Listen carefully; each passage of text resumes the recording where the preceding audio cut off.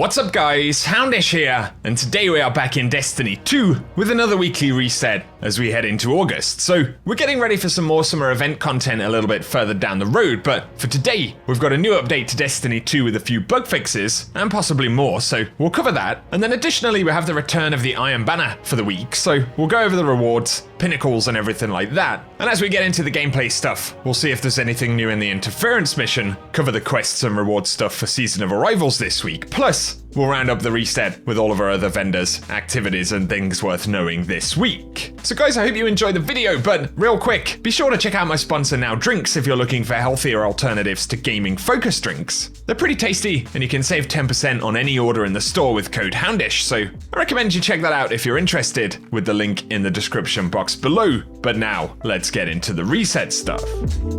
So as we get into the game this week, looking at the kind of milestone tray and the tower right here, we can see the Season of Arrivals means to an end quest, which is the weekly quest we expect to be there every week. But unfortunately, for this week, or this precise moment, outside of the Iron Banner, we don't have any kind of other unexpected stuff, but we will have to see what awaits us inside of the mission this week. As always, there could be some surprises, and we got to pick up the quest from the Prismatic Recaster. And I believe we've seen pretty much all the quest steps, so it's going to be similar to what we've seen previously. But otherwise, our weekly bounties and things like that at the Recaster have refreshed.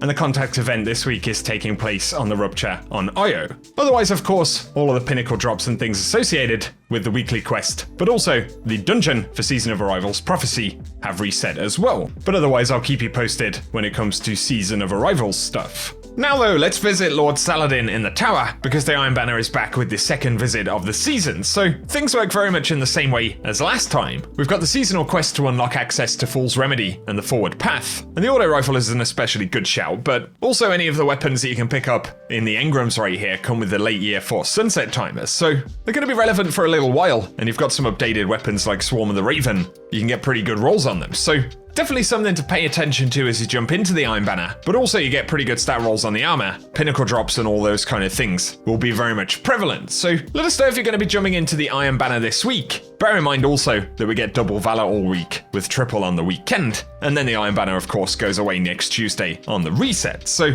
good luck with the grind if you're jumping in and have fun with it. Featured in the Eververse store this week, as always, we have a bunch of stuff for silver, a new Wardcliff coil ornament, which I believe is a pretty cool looking thing.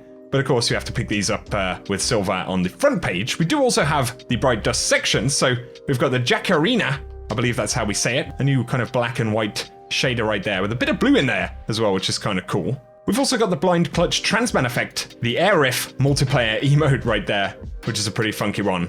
As well as the Galvanic Fork Season of Arrival Sparrow on the front page for Bright Dust. But then on the main Bright Dust page, we can see that we've got the Dubious Correlation emote right there, pretty curious thing.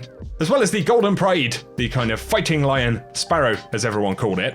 And then we've got the Sailing Shield, as well as the Yellow Spear Shell, the Eager Beaver emote, and a Better Specimen, which is the ornament for the Xenophage. And then we've got the Tetrahedron Projection, as well as the Shattered Shrieker, the Nightmare Emergence Transman effect, Hive Arrival Transman effect. And then we've got Kelko's Finery, as well as the I'm not even going to say it, the Bramble emote. This was actually one of my favorites from back in Forsaken, with a bit of purple in there, as well as Golden Trace and the Monochromatic shader. Before we get on to the rest of our activity content though, to recap on some of the patch note previews for the update today, they fixed some issues with accessibility for the Lake of Shadows, the problem where the Festering Core Nightfall was listed as 1080, but was actually at 750 power, and they say that Nightfall is going to be much more of a challenge now, but also Leviathan rewards of XP, Glimmer, and chances towards exotic engrams, or bright engrams, are now back on a weekly lockout, and so there is a minor nerf to some of the raid rewards there, and especially some of the kind of very farmable or exploitable stuff. And for any folks who haven't been able to pick up the Means to an End quest, that should also be fixed. And then they solved the problem where the Ruinous Effigy could trigger the heal from Stronghold Titan exotic while blocking with the carry object, as well as Umbral stat-focused engrams, providing less than 10 in the selected stat. And so that's a preview of some of the more major fixes there, but I will link the patch notes and the blog down below.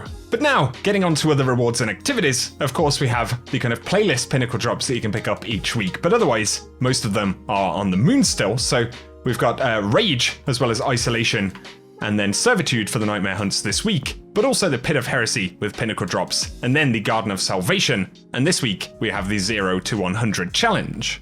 This week's Nightfall Ordeal will be the Lake of Shadows, so that'll include the new Grandmaster difficulty. But then we have the traditional Nightfalls as well, so we've got the Inverted Spire. This can drop the Trichromatica Ghost Shell, but also the Arms Dealer, where you can get the Tilt Fuse Sparrow, and then the Scarlet Keep, which doesn't have an exclusive drop.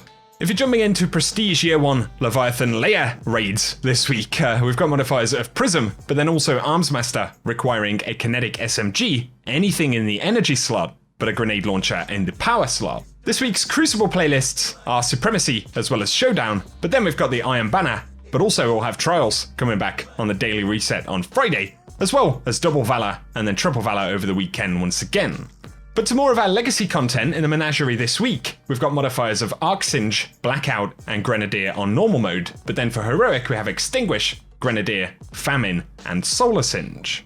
For the Reckoning drops this week, you can pick up the Lonesome, Nightwatch, Soul Survivor, Last Man Standing, and Just In Case as the featured weapons because the Swords bosses are up. There are definitely some decent drops that you can get, but if you feel like jumping into the Escalation Protocol, Damkath the Mask will be the boss, so the Sniper Rifle, as well as 2.0 armor, will be available. And finally in the Dreaming City, the Ascendant Challenge this week is going to be the Agonarch Abyss, which is accessed via the Bay of Drowned Wishes right next to the spawn in Dreaming City, so if you want gameplay of the location or any of the challenge, I will run it at the end of the video, but otherwise, that sums up pretty much everything you need to know about Destiny 2 this week. We should be getting details about Solstice of Heroes a little bit later on this week, so stay tuned here on the channel for that. Be sure to get subscribed and turn on notifications if you are new around here and you want to be kept up to date with everything related to the game. But otherwise, if you've enjoyed this video, a rating below really does help me out, guys. Let us know if you're going to be jumping into the game this week and any stuff that you're hoping to get done. But otherwise for now, thank you for tuning in, and whatever you guys get up to,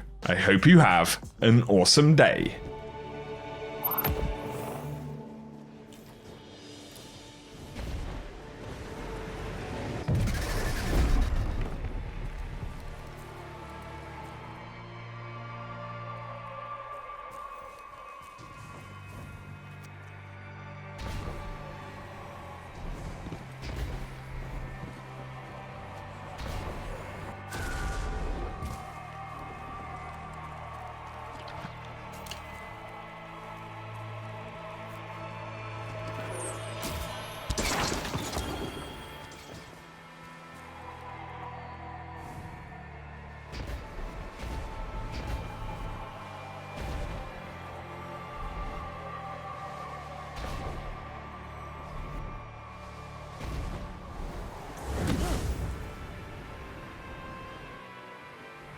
The current.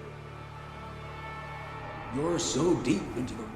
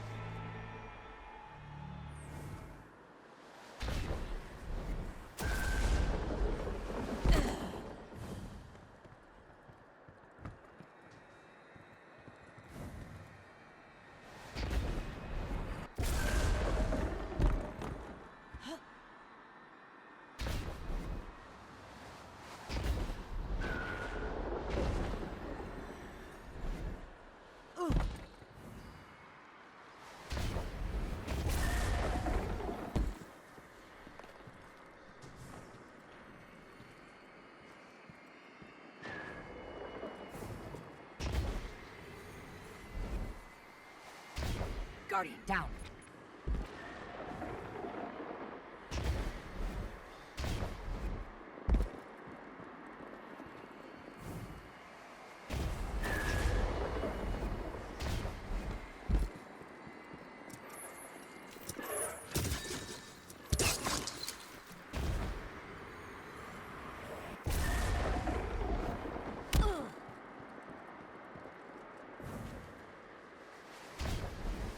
Guardian down.